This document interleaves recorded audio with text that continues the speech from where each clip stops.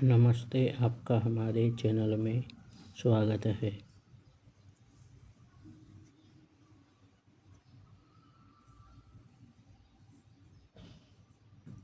प्रश्न: इसका क्या प्रमाण है कि कोई हमारा स्वागत करने के लिए प्रतीक्षा कर रहा होता है? उत्तर: जब मन पर्याप्त रूप से आध्यात्मिक रूप से विकसित होता है, वह स्वाभाविक रूप से आश्वस्त हो जाता है। ऐसा मन विश्वसनीय है, मगर इसके लिए इस पर विश्वास नहीं करना पड़ता। वहाँ दो नहीं है। आदमी स्वयं में सहज रूप से आश्वस्त होता है। संदेह तो चौकन्ना कर ही देता है। संदेश है ही ऐसी चीज। जब तक जरा सा भी संदेह शेष है, शांति से बैठना असंभव है।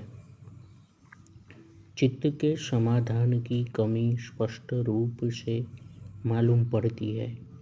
अतः संदेह शत्रु भी है और मित्र। यदि इसके कारण आदमी दूसरों से बंधता है तो वह शत्रु है। इसके कारण आदमी अपने भीतर समाधान की तरफ आता है तो यह मित्र है, प्रेरक तत्व है। समाधान हमेशा अपने भीतर अपने आप में ही होता है।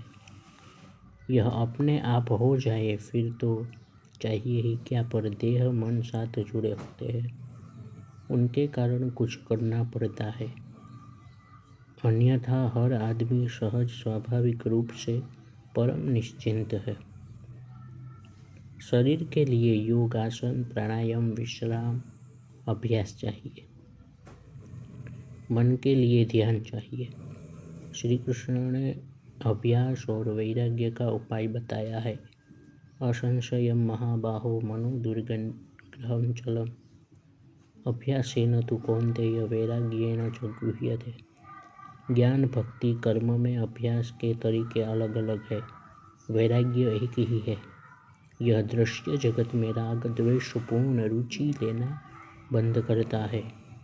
कोशिश इसलिए करनी पड़ती है क्योंकि बहिर्मुखता की आदत दृढ़ होने से मन बार बार वहीं जाता है। इस अर्थ में मन को वश में करना मुश्किल है। होता यह है कि जब सब कुछ ठीक ठाक चल रहा होता है तब आदमी इसे जरूरी नहीं समझता, और जब कोई मुसीबत, संकट, समस्या होती है तब मन को अंतर्मुखी करना असंभव जैसा होता है। भूखे भजन न होई गोपाला, ऐसा ही कहा है क्षुधा काली कुकरी। उसे 2 रोटी डाल दे फिर आश्वस्त होकर भजन करे। बड़ी समस्या में तो आश्वस्तता प्रथम आवश्यकता होती है। पहले समाधान चाहिए, बाद में दूसरी बात। समस्या है तब तक समाधान नहीं। समाधान नहीं तो अभ्यास नहीं। कामना के साथ ऐसा ही है। जब तक कामना है, बेचैनी है तब तक कोई शांति से बैठकर साधना कैसे कर सकता है। पहले कामना पूर्ति चाहिए। ध्यान करे, साधना करे तो कामना की समस्या दूर हो। दोनों एक दूसरे को होने नहीं देते, पीछ कर रह जाता है आदमी। 2 पाटन के बीच में साबुत बचा न कोई, इसका समाधान कठिन है। कठिनाई भी 2 तरह की है, सांसारिक और आध्यात्मिक। आश्वस्तता भी 2 तरह की है, सांसारिक और आध्यात्मिक। सांसारिक कठिनाई अनुभव करने वाला सांसारिक आश्वस्तता चाहे, यह स्वाभाविक है, लेकिन यहाँ आदमी चौकन्ना रहने के लिए मजबूर है। संसार है ही ऐसा। यहाँ सुख की नींव कौन सो सकता है। दुखालयम अशाश्वतम। दूसरी कठिनाई आध्यात्मिक है। कठिनाई दोनों जगह है। हम आध्यात्मिक कठिनाई को बड़ी मानते हैं, तो क्या सांसारिक कठिनाई नहीं है? है, मगर हमारा पूरा ध्यान उसका समाधान खोजने में लगा रहता है, इसलिए पता नहीं चलता। साधक पूरी तरह से समर्पित होकर आध्यात्मिक कठिनाई का समाधान खोजता है। खोजता क्या है? वह साधना करता है, तपस्या करता है। सांसारिक तपस्या काम नहीं आती। आध्यात्मिक तपस्या का यह लाभ है कि वह सांसारिक समस्याओं को सुलझाने में भी मदद करता है। वैराग्य इसके लिए है। आदमी इतना रागी न हो कि केवल बंद कर रह जाए। कुछ खुलापन चाहिए। कुछ खुला है तो पूरा ही खुल जाता है। तब समस्या नहीं रहती, कर्म होता है। आदमी कर्मयोगी होता है, समग्र रूप से जुड़ जाता है। श्री कृष्ण कर्मण्येवाधिकारस्ते इसके लिए कहते हैं। समग्र रूप से कर्म से जुड़ने के फल की चिंता करने के लिए कुछ बचता नहीं। ऐसा नहीं है कि मन का एक हिस्सा इधर दूसरा हिस्सा उधर जा रहा है।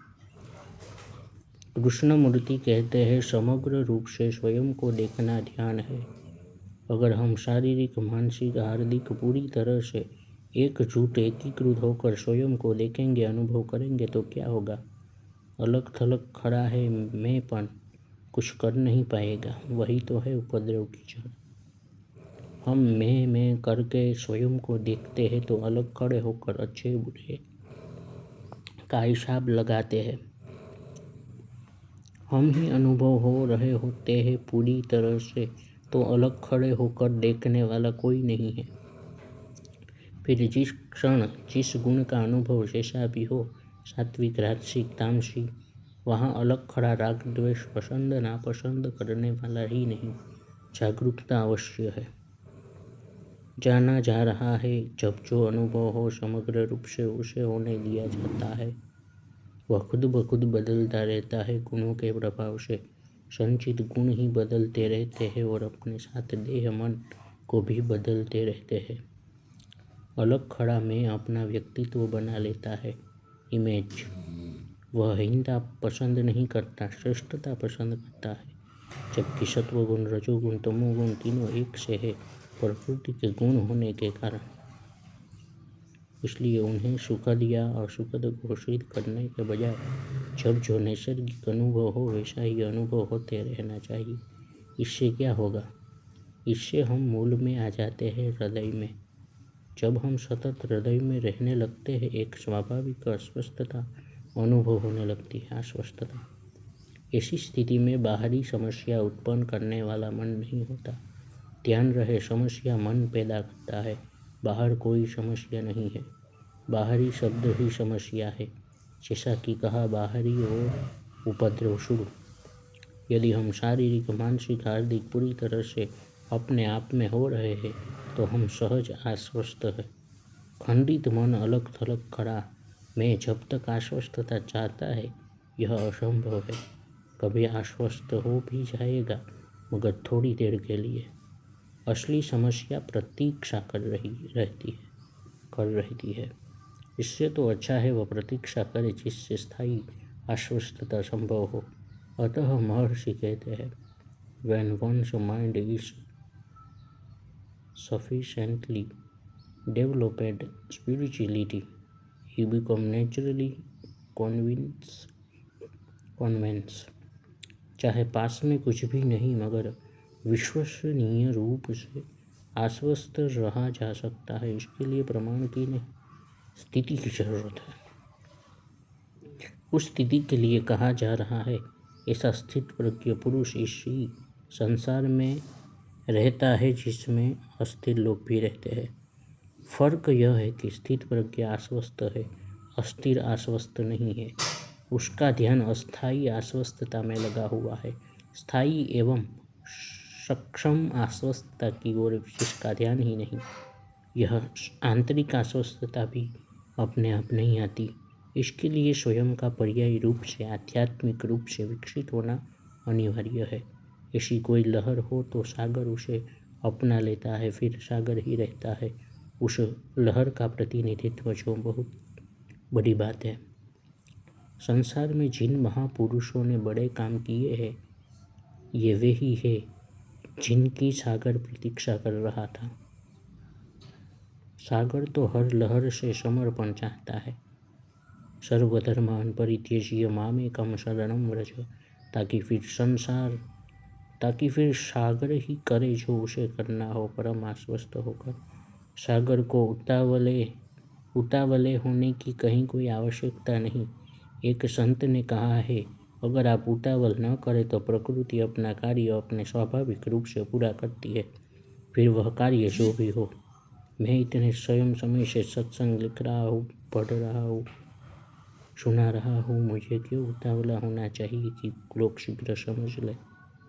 जब जिसकी समझ में आना होता है समझ में आ जाता है, उसका भला हो गया।